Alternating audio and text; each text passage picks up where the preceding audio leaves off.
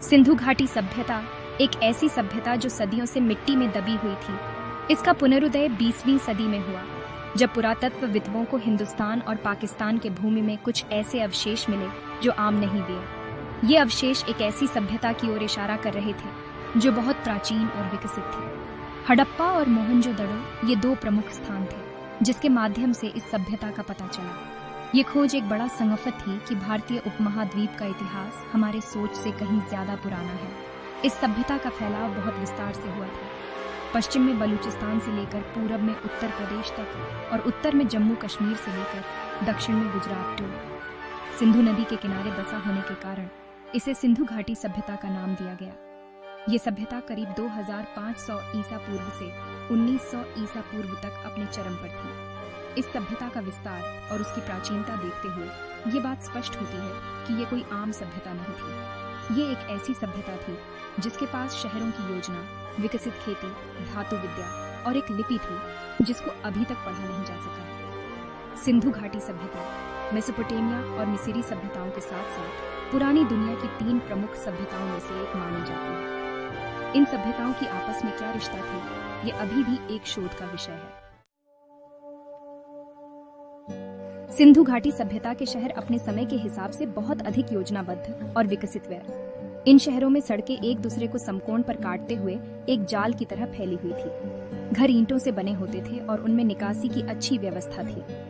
हड़प्पा और मोहनजोदड़ो जैसे बड़े शहरों में विशाल स्नानागार, अनाज भंडार और सार्वजनिक भवन भी मिले यार। ये सभ्यता अपनी नगर नियोजन और स्वच्छता के प्रति जागरूकता के लिए जानी जाती है।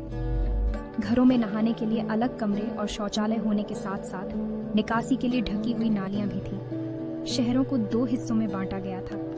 एक ऊंचाई पर बसा हुआ दुर्गकृत इलाका जहां शायद शासक वर्ग रहता होगा, और दूसरा निचला इलाका जहां आम लोग रहते हुए। सिंधु घाटी के लोगों के जीवन का एक मुख्य पहलू था उनका व्यापार और धंधा। ये लोग दूर दूर तक व्यापार करते थे, मेसोपोटामिया तक ऑल्सो। उनके व्यापार के प्रमुख सामानों में शामिल थे कपास, गेहूं, जौ और तरह तरह के मनके और पत्थर। उनके व्यापारिक संबंधों का पता उन वस्तुओं से चलता है जो मेसोपोटामिया और अन्य स्थानों पर खुदाई में मिली यार। सिंधु घाटी सभ्यता की अर्थव्यवस्था खेती, पशुपालन और व्यापार पर आधारित थी। गेहूं, जौ, कपास और सरसों जैसी फसलें उगाई जाती थीं। गाय, बैल, भेड़, बकरी और सूअर जैसे जानवर पालतू बनाए जाते वे। सिंधु नदी और उसकी सहायक नदियों के पानी का इस्तेमाल सिंचाई के लिए किया जाता था। सिंधु घाटी के लोग कुशल कारीगर भी थे।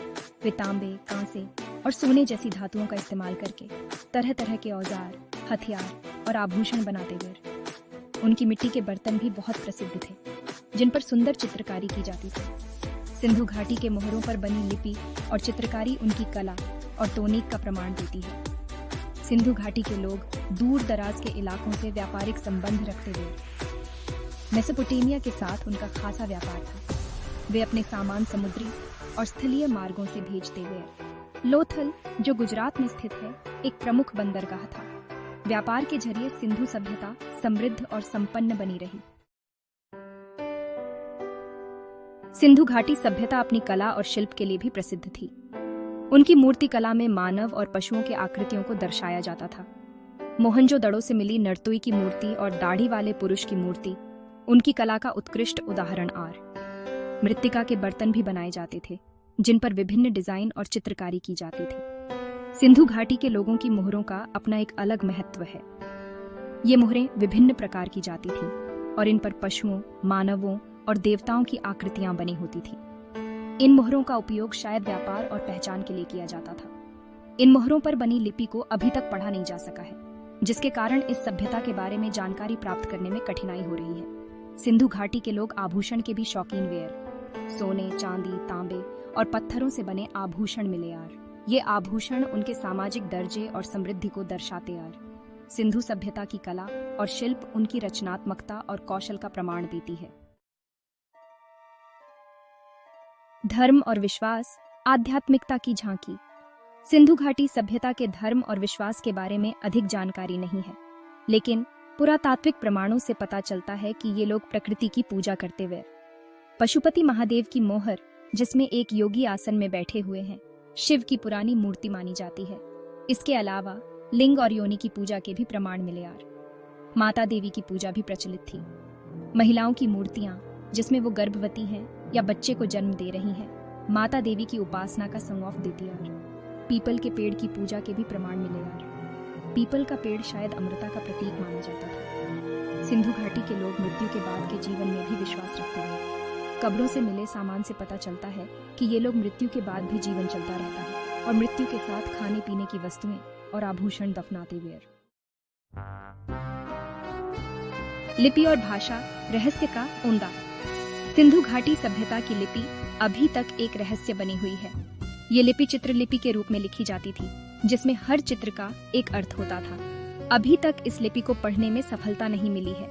कई विद्वानों ने इस लिपि को पढ़ने के प्रयास किए हैं, लेकिन कोई भी प्रयास पूरी तरह से सफल नहीं हो पाया है। ये लिपि विभिन्न वस्तुओं पर पाई गई है, जैसे कि मोहरों, तांबे की प्लेटों और मिट्टी के बर्तनों ऑन। इस लिपि में करीब 400 से 700 तक चिन्ह हैं, जिसको देखते हुए ये अनुमान लगाया जाता है कि ये एक भाव लिपि थी।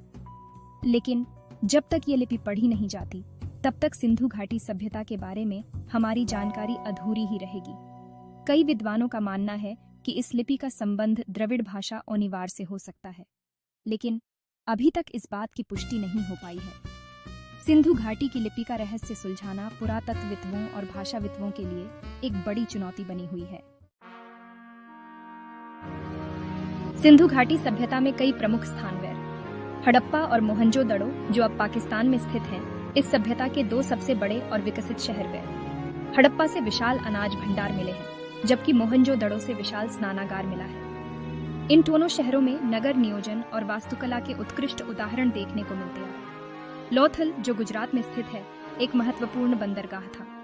यहाँ से सिंधु घाटी के लोग मेसोपोटामिया और अन्य देशों के साथ व्यापार करते हुए। लोथल से एक गोदी भी मिली है, जो दुनिया की सबसे पुरानी गोदी मानी जाती है। धोलावीरा, जो भी गुजरात में स्थित है, अपनी जल प्रबंधन प्रणाली के लिए प्रसिद्ध है। कालीबंगा, जो राजस्थान में स्थित है, से हल से जोती हुई खेत की पंक्तियां मिली हैं, जो उस समय की कृषि प्रणाली की जानकारी देती आ। राखीगढ़ी, जो हरियाणा में स्थित है, भी एक प्रमुख स्थल था। ये सिंधु घाटी सभ्यता का सबसे बड़ा स्थल माना जाता है। सिंधु घाटी सभ्यता का पतन कैसे हुआ, ये अभी तक एक रहस्य बना हुआ है। कई सिद्धांतों के अनुसार बाढ़, सूखा, भूकंप, जलवायु अनिवर्तन या बाहरी आक्रमण जैसे कारणों से ये सभ्यता नष्ट हो गई।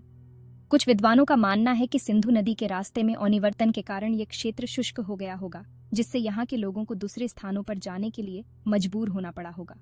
हालांकि अभी तक कोई भी सिद्धांत पूरी तरह से सिद्ध नहीं हो पाया है। सिंधु घाटी सभ्यता के पतन के कारणों का पता लगाना पुरातत्वविदों के लिए एक बड़ी चुनौती है। ये सभ्यता हमें ये याद दिलाती है कि प्रकृति के साथ सामंजस्य बनाए रखना कितना जरूरी है। सिंधु घाटी सभ्यता का प्रभाव आधुनिक भारत की संस्कृति और अनुनाओं पर देखा जा सकता है। नगर नियोजन, स्वच्छता के प्रति जागरूकता, योग और ध्यान जैसे पहलू आज भी भारतीय जीवन शैली का एक अभिन्न अंग है। कुछ विद्वानों का मानना है कि सिंधु घाटी सभ्यता की लिपि और कुछ प्रतीक बाद में ब्राह्मी लिपि और हिंदू धर्म के प्रतीकों में विकसित हुए। सिंधु घाटी सभ्यता की खोज ने भारतीय इतिहास को एक नया परिप्रेक्ष्य दिया है। इससे ये साबित हुआ है कि भारतीय उपमहाद्वीप में प्राचीन काल से ही एक विकसित और समृद्ध सभ्यता मौजूद थी। सिंधु घाटी सभ्यता के अध्ययन से हमें अपने अतीत को समझने और अपनी विरासत पर गर्व करने की प्रेरणा मिलती है। सिंधु घाटी सभ्यता अपने विकास और पतन के बावजूद मानव सभ्यता के इतिहास में एक महत्वपूर्ण स्थान रखती है। ये सभ्यता हमें ये याद दिलाती है कि मानव जाति प्राचीन काल से ही नगरों का निर्माण, व्यापार, कला और संस्कृति में उत्कृष्टता प्राप्त करती रही है। हालांकि ये सभ्यता हमें ये भी सिखाती है कि प्रकृति के साथ संतुलन बनाए रखना कितना जरूरी है। सिंधु घाटी सभ्यता की खोज ने हमें अपने अतीत की एक खोई हुई कड़ी से जोड़ा है। ये सभ्यता हमारी सामूहिक विरासत का एक अभिन्न अंग है। हमें इस अमूल्य विरासत का संरक्षण करना चाहिए और इसके बारे में अधिक से अधिक जानकारी प्राप्त करने का प्रयास करना चाहिए। सिंधु घाटी सभ्यता के रहस्य हमें आज भी अपनी ओर आकर्षित करते हैं और भविष्य में होने वाले शोध से हमें इस अद्भुत सभ्यता के बारे में और भी रोचक जानकारी मिलने की उम्मीद है।